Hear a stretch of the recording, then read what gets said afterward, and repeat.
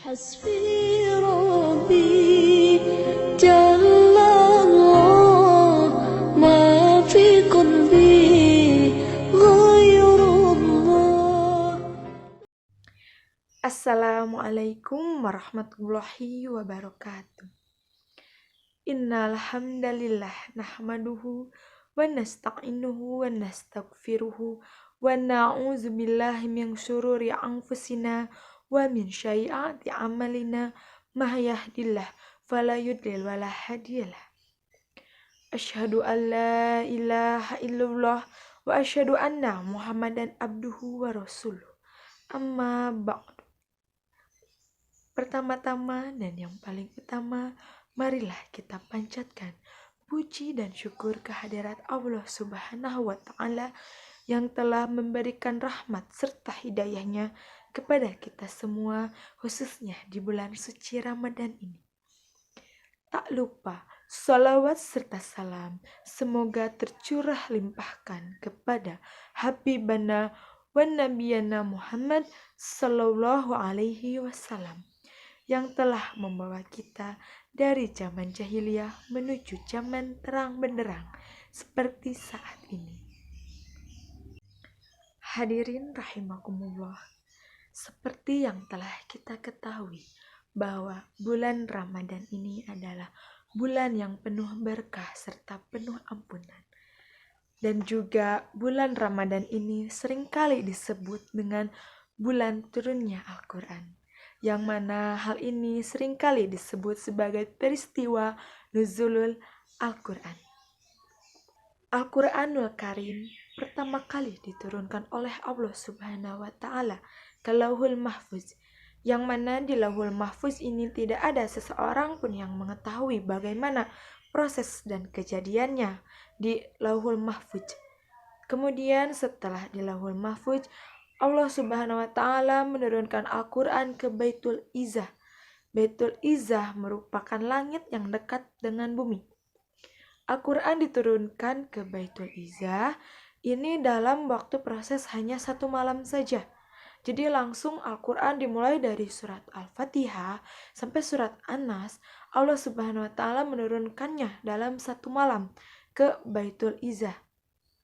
Dan setelah dari Baitul Izzah, Al-Quranul Karim ini diturunkan kepada Rasulullah Shallallahu Alaihi Wasallam melalui malaikat Jibril secara berangsur-angsur.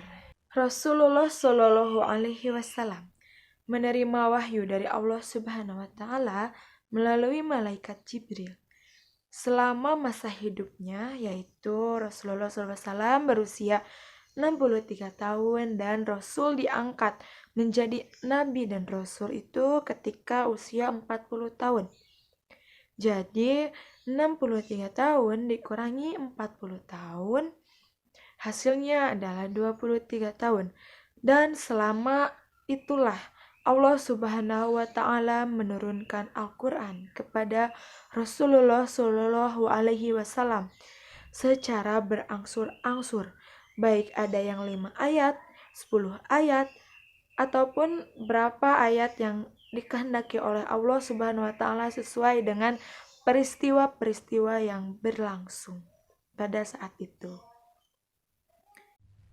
Pada waktu selama usia 23 tahun, Rasulullah Shallallahu Alaihi Wasallam menerima wahyu Al-Quran yaitu terbagi menjadi 2, yaitu yang pertama pada 13 tahun diturunkan wahyu Al-Quran itu di Makkah, kemudian 10 tahun di Madinah. Maka dalam Al-Quran dari beberapa surah ada yang surah Makkiyah dan ada yang surah Madaniyah. Surah Makkiyah adalah ketika Rasulullah Shallallahu Alaihi Wasallam bertempat atau tinggal di Mekah dan belum hijrah ke Madinah. Dan surah yang diturunkan di Madinah yaitu ketika Rasulullah Shallallahu Alaihi Wasallam sudah hijrah ke Madinah. Jadi disebutlah surat ini ada Makkiyah dan ada Madinah. Hadirin rahimakumullah. Lalu apa sih esensi dari diturunkannya Al-Quran sehingga saking istimewanya Allah Subhanahu wa Ta'ala menurunkan satu ayat khusus di antara rangkaian ayat-ayat Ramadan yang lainnya, yaitu terdapat di Al-Quran surat Al-Baqarah ayat 185 yang berbunyi, A'udzubillahi minasyaitonirrajim. Bismillahirrahmanirrahim. Syahrul Ramadan allazi unzila fil Qur'an hudan linnas. Shadaqallahul azim, shadaqallahul azim. Yang artinya, di bulan Ramadan inilah kami turunkan Al-Quran sebagai pedoman hidup manusia.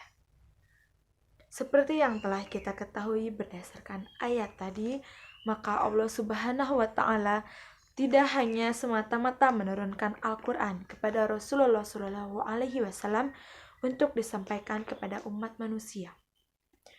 Al-Quran ini dimulai dari surah Al-Fatihah sampai surat An-Nas. Ini merupakan pedoman hidup manusia, yang mana jika kita mengikuti seluruh aturan atau pedoman yang terdapat di dalam Al-Quran, insya Allah niscaya hidup kita akan aman, tentram, dan Allah Subhanahu wa Ta'ala menjamin kemudahan bagi segala urusannya. Masya Allah, sangat luar biasa bukan? Betapa hebatnya Allah menurunkan Al-Quran kepada kita selaku umatnya.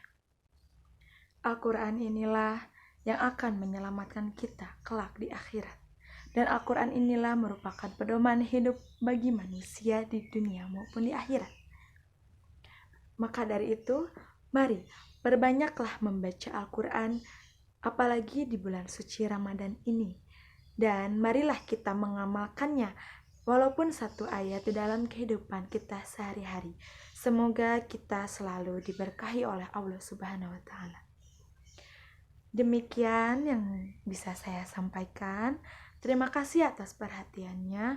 Semoga kita bisa mengambil hikmah dari apa yang telah disampaikan dan kita bisa terus rajin baca Al-Quran. Sekian, akhirul kalam, billahi fisabil haq, fastabiqul khairat. Wassalamualaikum warahmatullahi wabarakatuh.